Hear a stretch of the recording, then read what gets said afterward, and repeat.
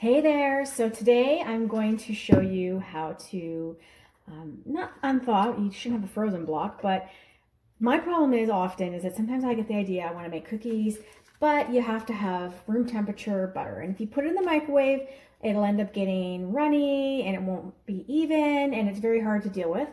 So you never want that, but you do want room temperature. So it usually takes a few hours. You got to remember to take it out for cookies and things like that. Overnight, I let it sit on the counter, or first thing in the morning to make in the afternoon. So it does take a long time to sort of soften up butter, and the consistency of butter really does have an effect on how your cookies are going to end up turning out. If it's overly soft, too soft, like because you put it in the microwave, they're going to go really flat and runny. And if the butter's not soft enough, you're going to have trouble mixing it in, and you're also going to get really kind of like a hard, puffy kind of cookie, and you don't want that either. So I'm going to show you how to, a little tip. If you're in a pinch and you don't have time to let it soften or you forgot, which happens to me often.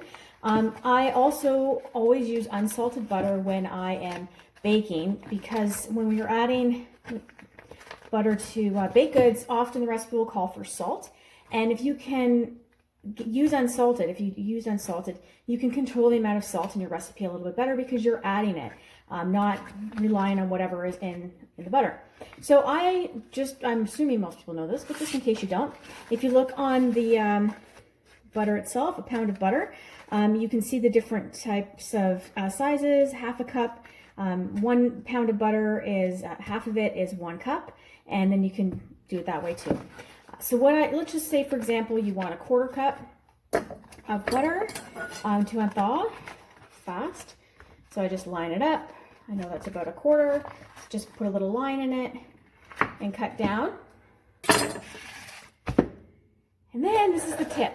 So you use this side of a cheese grater, and this one I like because it has a little container to catch everything. But another trick, other way to do that is just put like a paper towel down, so that you can just dump that butter into the bowl. Otherwise, you can do it this way. So you would just basically grate it like cheese. At the end of the day, and what that gives you, or well, I don't need to show you, it's going to give you those fine, thin pieces. Oh, I thought this looked like it was because of the light damaged. And I was like, what's going on? I just got this. Anyway, a little panic there. Because now you've got really thin pieces of butter, when you leave it out, it'll take like 10 minutes for you to, for it to unthaw pretty easily, or get soft, room temperature pretty easy. So it's just going to speed up the process. It's not going to change the process. And the reason why I like to cut the butter ahead of time is so that you know that you're getting the full 1/4 cup, the full 1/2 cup. Because if you're shaving or you're shredding the butter and you go to put it in a measuring cup, it's going to have more air in there, and you're not going to get the full measurement that you're going to need for your cookies. And baking is all about science, so you have to be precise.